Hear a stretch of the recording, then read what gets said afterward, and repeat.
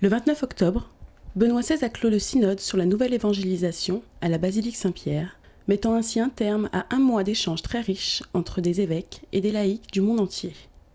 Parmi les participants à cet événement, 2 Parisiennes, Chantal Leric, auxiliaire de l'apostolat, et Florence Deleritz, responsable avec son mari d'Alpha France. À leur retour de Rome, nous les avons rencontrés. On était émerveillés, enchantés, parce que ça fait 15 ans qu'on est des passionnés de la première annonce de l'évangile en paroisse.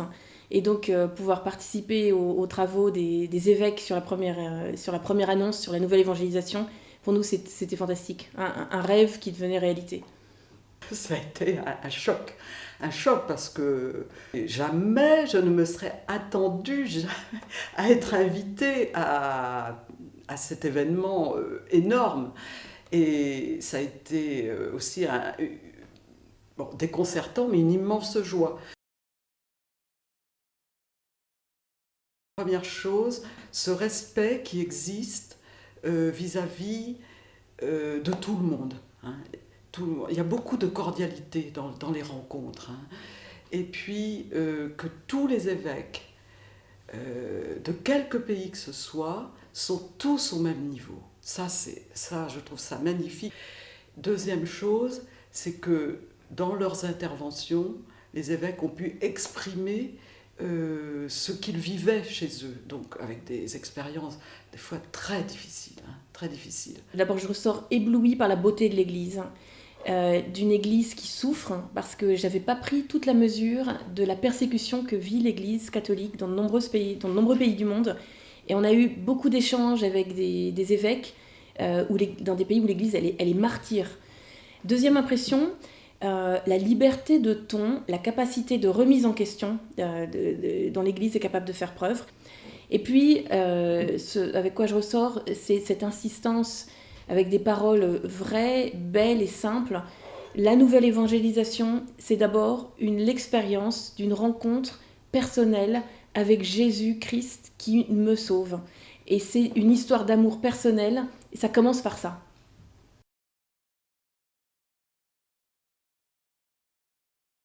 Alors, pour moi, le synode a été très fort dès le point de départ par rapport au décentrement de la France. D'abord, la France n'est qu'un pays qui a sa valeur et tout, mais chaque pays a sa valeur. Deuxième chose, décentrement par rapport à mes propres idées sur les différents mouvements qui peuvent évangéliser. Disons que ça a été une ouverture pour me dire tous les mouvements, quels qu'ils soient, ont leur place pour annoncer le Christ. Maintenant, ça dépend des sensibilités, des pays, etc. Voilà. Alors, les travaux synodaux, ils m'ont confirmé dans une chose à laquelle, avec Alpha, on y croit passionnément, c'est que la vie extraordinaire de l'Église, elle se joue avec les gens ordinaires, dans les paroisses ordinaires. Et ça, c'est apparu de tellement de bouches différentes, d'une façon très forte. Ce que ça a pu changer pour moi, j'ai vu qu'il y avait un vrai débat entre une vision de la nouvelle évangélisation comme étant de rappeler les baptisés à leur premier amour, et une autre vision qui venait beaucoup des pays d'Afrique ou d'Asie, qui était de dire mais attends, la première annonce, on n'a pas fini, et donc on est toujours dans la première évangélisation. Et Benoît XVI a réconcilié ces deux points de vue dans sa magnifique homélie de messe de clôture du synode, en disant la nouvelle évangélisation, elle implique l'annonce ad gentes, à ceux qui n'ont jamais entendu le message de Jésus qui sauve. Et c'est aussi le cas pour tellement de personnes qui se sont éloignées de leur baptême dans les pays européens. Bon, moi, je suis arrivée optimiste et je repars optimiste.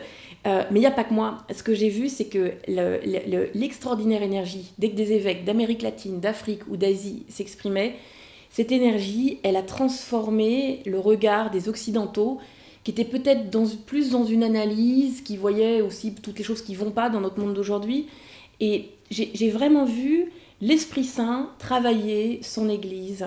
C'est pas un optimisme béat, tout le monde est beau, tout va bien, mais c'est une espèce d'énergie renouvelée pour témoigner de Jésus-Christ dont j'ai été témoin. Moi, je retiens une multiplicité de visages, de réalités pastorales différentes, et la conviction que souvent l'Église est la plus belle là où elle est la plus pauvre et la plus persécutée, et que du coup, on n'a pas à se lamenter, nous Européens, quand on voit de moins en moins de prêtres, de moins en moins de gens à la messe. En fait, c'est très paulinien, hein, Saint Paul le disait, c'est là où je suis faible que je suis fort.